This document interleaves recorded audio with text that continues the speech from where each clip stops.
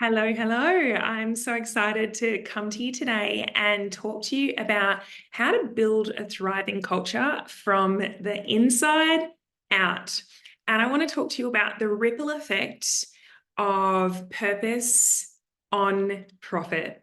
Because when you have issues with team morale and you think you need to pay a better bonus, or maybe you need to pay everyone more or increase salaries across the board, or you need to take everyone out for a big boozy dinner. I'm here to tell you that actually you don't need to throw money at these issues, and that money is rarely the solution, and that more often than not, it's a purpose issue. It's an inside organizational issue rather than a more money issue. So what do I mean by this? Let me explain. So often in my work as a culture and leadership coach and consultant, been in this space for too many years now, over a decade, almost 14 years, I think. CEOs and leaders, primarily of small to medium-sized organizations, will come to me and say, just like team engagement, culture morale, is down.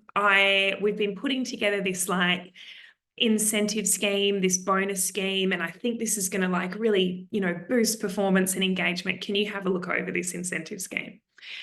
Or they might come to me and say, like, employee turnover is really high. We've been losing so many team members, and I think we just need to increase pays. I think we just need to pay everyone some more money. We're going to give everyone a 5% or a 10% pay increase or whatever. Or perhaps they'll come to me and they'll say, our leadership team is just not on the same page. They are not getting along. There's conflict, there's backstabbing, there's gossip. So we think we're just going to throw a really big Christmas party. And once everyone's had a few drinks, everyone will get along, it'll be fine. Or they might come to me and say, and we just can't seem to get past X number of people. Like, we can't grow past a certain size. Often it's around around 15 team members. We just can't get past that size without losing people or without something blowing up. So I think we just need to not go past that number. I think we're just going to stop there. I think that feels really good for us. And sorry, I don't mean to laugh at these things, but the reason why I'm giving this a little bit of lightness is because, if you have said some of these things, you are not alone. And I want to also be here to tell you that while there is beautiful intention behind those things, and while some of these solutions may give some tiny incremental improvements, most of them, or pretty much all of them, are not getting to the root and the cause of why those issues are there in the first place. And you're actually throwing away money at an issue that's probably just going to get bigger and bigger and require more and more money of you. Because what these well-intended solutions are doing is that they're kind of approaching this inside issue with an outside solution. They've got team and morale issues and they're trying to throw money at it. They're trying to throw a Band-Aid or throw an external solution at something that actually has a deeper cause behind it. It's a bit like, trying to put tape, trying to tape up a leak on a leak in a ceiling that's got a water leak or something like that. It's like trying to put sticky tape on it, and yeah, it might solve it for a few minutes before it's just going to pop out somewhere else, right? It's like we need to get to the core of why is that ceiling leaking in the first place? Where is that leak coming from? Because otherwise you're just going to be spending a lot of tape, right? You're going to be wasting a lot of tape on trying to fix this leaky ceiling.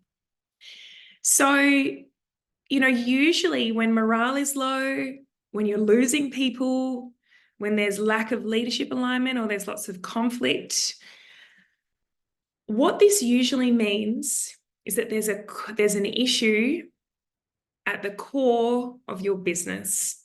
at the core foundational level of your business. There's a misalignment at the deepest level of your purpose and your culture and your team in terms of your values, what you stand for, what you believe in at that core essence level. This could be a lack of awareness, a lack of alignment, or lack of buy-in to your purpose and your values. The team might not know how their roles fit into the bigger picture. There may be a lack of agreement on the core principles of what you stand for as a business that's then causing that conflict. In other words, that core foundational work, or what I call the culture blueprint work, has not been done yet. And like a tree, if you think about a tree and it has roots and it has its leaves up in the sky, like a tree needs strong foundations and strong roots to support its growth, as does a business, as does a team, as does your culture. And if you don't know what these core roots are, the core foundations of your team and your culture, then it's gonna make that tree or that business quite floppy, was the word that I was going to use there. Basically, it has more potential to fall and to break. Whereas, as with a tree, the stronger those foundations, the more potential it has for that tree to grow, to flourish, to rise, to withstand whatever is thrown its way. And the roots in business is about building a blueprint to what a successful culture looks like for you. I'm going to say that again because this is really important. Your roots in business is about mapping out what is the successful blueprint is for your culture. Like, what does a successful culture look like to you? And mapping out the blueprint for that. Because then you can grow and scale at a level that blueprint will be sustained.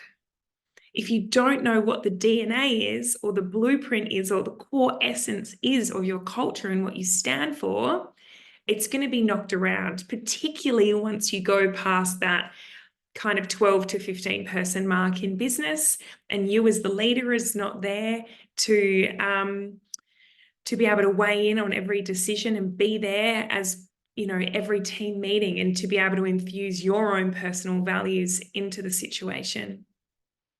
That's when you need that culture blueprint to support the sustainable success that's not reliant on you as the leader to sustain that culture. So I call this your culture blueprint. It's basically identifying and articulating your manuscript for who you are as a team, as a business, as a culture, you know, your ultimate big why, the DNA of your culture. And I love to give the analogy of a cell in your body. And while I am no human biology expert, I do know that the DNA that makes up our body is what replicates and grows to create us as we are, right? And if you want your team to replicate and grow in the way that you want it to, it's the same with that. We need to map out the DNA to your team, the DNA to your culture, so that then that can grow and scale and replicate. If you want it to grow in a particular way, as opposed to it just growing in a default unintended way. And this is like the inside out approach to business growth and success, where we first go inwards to define that DNA to our culture, before then allowing it to grow and deliver the results that we know that it will.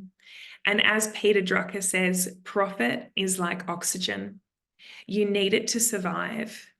But if you think that oxygen is the purpose of your life, then you're missing something. And as Simon Sinek says, people don't buy what you do, they buy why you do it. So people are looking for more than just money as a reward for what they do. How people look for work and what they're looking for is changing. People are looking for purpose. People are looking for meaning. People are looking to feel part of being something bigger themselves and contributing to a cause that makes them feel like they're actually significant and important in this life and making a positive impact. And purpose-led organizations are the most successful on the planet. So I'm going to share with you my screen here of what I call the purpose ripple effect. So purpose-led organizations are the most successful on the planet. Purpose-driven organizations, which are the ones that start with purpose first. They know who they are. They know what they stand for. They know their ultimate why for why they're in business and the impact that they want to make. They know their reason. They know their cause. And the team knows this too and is very much aligned and attracted and magnetized to this as well. So these purpose-led organizations, they don't just inspire, they are also shown to outperform the general market by a factor of 10. They outperform by 10 times. My favorite stat, the purpose-driven organizations, so those clear on their purpose, their mission, their vision, their why, they are 6 times more profitable than the profit-driven ones. Let that sink in. The purpose-driven organizations are 6 times more profitable than the profit-driven ones. So starting with purpose first, an inside-out approach is what actually gets you the greatest profit, 6 times more to be exact. Purpose-driven organizations have 7 times higher job creation rates, 750 times higher profit performance ratio. They're 64% more resilient. Remember when I was talking about the tree with its roots and how those foundations were strong? When the core foundations of a culture and a business are strong, it makes it so much more resilient to what comes its way because it's anchored in something that is so strong and shared by the whole organization. They grow 4 times faster, like a tree. Again, when the roots are strong, they can grow faster and higher. They're 53% more innovative. They attract 92% more consumers, particularly Gen Y ones that are more conscious and attracted to purpose-led brands. They're 30% more productive. And one of my favorite stats is they're 64% more personally fulfilled in their work as they achieve these higher levels of success. So how this translates through to this purpose ripple effect, when you start with purpose, when you are clear on your why and you know what you stand for, you naturally attract and magnetize aligned humans who are similar to you, who believe the same things. They're like little flies to honey. Is that the saying? They are attracted to that mission and they want to be part of that. They want to be part of that. So that's what attracts that top talent. And when you've got a team that is aligned by a shared purpose, who are top talented individuals, that's what creates a thriving, lit up team culture. And when you've got a high performing team and a thriving culture, that go above and beyond, this is what makes your customers so happy and so loyal, because not only are they being serviced better by a better performing team who actually cares about what they do, but more often than not, say like a Patagonia, when your customers know what you stand for and what you believe in and your purpose and your why and your cause and your reason, when your customers know what you stand for, they are so, so loyal because they believe in the same things that you believe in. And what often happens with this is they're actually happy to pay a premium on the product that you are selling because they wholeheartedly believe in your mission and they want to support that and they're willing to pay more for it. When you've got these things, when you've got top talent, thriving team culture, and you've got happy, loyal customers, this is what grows your market share. This is what makes you known in the space. This is what builds your brand and your reputation and makes you more profitable than ever before. And not only more profitable, but actually helps you grow in a really sustainable way, that you're not going to be thrown about by little hiccups that might get thrown your way. So this is the purpose ripple effect. And this is why starting from the inside out is really, really powerful. So the opposite to this might be an outside in approach, where you're focused in on profitability metrics over everything at the cost of everything else. Not considering, all right, how do we keep our customers happy? How do we build a thriving culture? How do we attract top talent? And not even asking the question about why. An outside-in approach might look like having team and culture issues and throwing a pay rise at it and hoping that it'll go away. An outside-in approach might be having leadership conflict issues and saying, we'll just have a big Christmas boozer and everyone will get drunk and get along again. An outside-in approach might be having turnover issues and thinking that you need to implement a bonus and incentive scheme to try and hold on to people. Outside-in approach is costing you money that you don't need to spend, and it's not solving the core issues in the first place. So like that leaky roof, the issues are just going to come out somewhere else unless you get to the core of what it is. And this is the inside out approach that helps you get to the core of who you are, what you stand for, and then enjoy the benefits of all of these different things that I've listed here. So if there are so many incredible benefits of a purpose-first approach, an inside-out approach, why aren't more people reaching for them? Why are there so many companies? You know, the companies that I tend to work with, they are often the most modern, the most progressive, the most open-minded. They're often very conscious and they really care about the people and the planet. And they are on board with this stuff fast. But what about the other ones? So why aren't they paying attention to and enjoying the benefits of a purpose-first approach? My belief is that some of it is just a lack of awareness and understanding about what the impact of purpose can have on profit and how actually starting with purpose has the greatest impact on profit. And the other piece is I just wonder if they don't know how to get started. And this is where I come in. So my approach and how I work with my clients is first articulating to them how, or helping them articulate what their purpose is, what they stand for, and basically like the work that I do with them, it's powerful, powerful work that is not only transformational for themselves as human beings, but for their culture, for their team, for their business growth and their success. And it is deeply fulfilling and meaningful work that you do as well, which then sets the business up with those roots, with those foundations to enable that sustainable, limitless growth and success. Because once those foundational roots are in place, that's when that, you know, untapped potential and growth is made possible, right? So the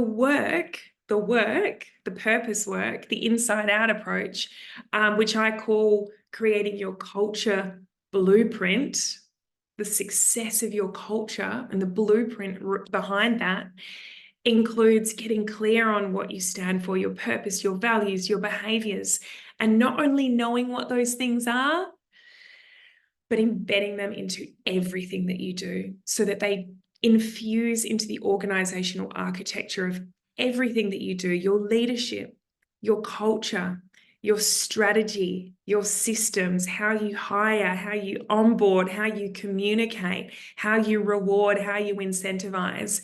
Because when this DNA is infused into your entire organizational architecture, that's when your business can grow and thrive and scale without it being dependent on you as the leader to maintain and uphold that. Because let's be honest, you've only got a certain amount of time and energy. And when you've got around 12 to 15 people, often you can do this. You can stretch yourself between those 12 to 15 people, even if you're a bit burnt out in the process. But when you often get past that 15 to 20 person mark, that's when the cracks start to show if you don't have those foundations in place, because you can't be in 20 places at once. So this is how you scale your team without breaking your culture in the process. This is how you grow a team and a culture that doesn't rely and depend on you as the leader or the CEO to maintain it. Doing this purpose work, doing this inner work, knowing your culture blueprint or the DNA to your cultural success is critical if you want to grow a successful, fulfilling, and enduring business that lasts a long time. You know, as you might be able to tell, I am passionate about the power of purpose-driven businesses because I've seen how this work can just transform individuals and workplaces and the world as well in the process. And my mission as a leadership and culture coach is to empower these purpose-led businesses to unlock the true potential of their teams and drive positive change in the world. Because when purpose meets culture, transformation follows for the individual, for the organization, and for the world. And not just for the bottom line, but for the profits and for the greater good. So my question for you is, how well is your team? How well is your organization? How well is your business tapping into the benefits of purpose? Are you leading an inside-out approach or an outside-in approach? If you're not sure and you'd like to find out, I am offering a free culture audit to the first 3 organizations that reach out and want to go through this process. It's simple, it is deeply valuable, and everyone who has gone through one of these processes has just like walked away with eyes open, like so deeply grateful for the insights that they have learned about their organization, and it's transformed everything that they've done from then on. So the first 3 people to reach out, if you want to dive deeper on this topic and understand how the benefits of purpose and the ripple effect of that could have on your business, then just send me an email at hello@emmacampbell.com.au and I would be happy to share more about what that process could look like. Sending you so much love, and I hope you enjoyed today. Mwah.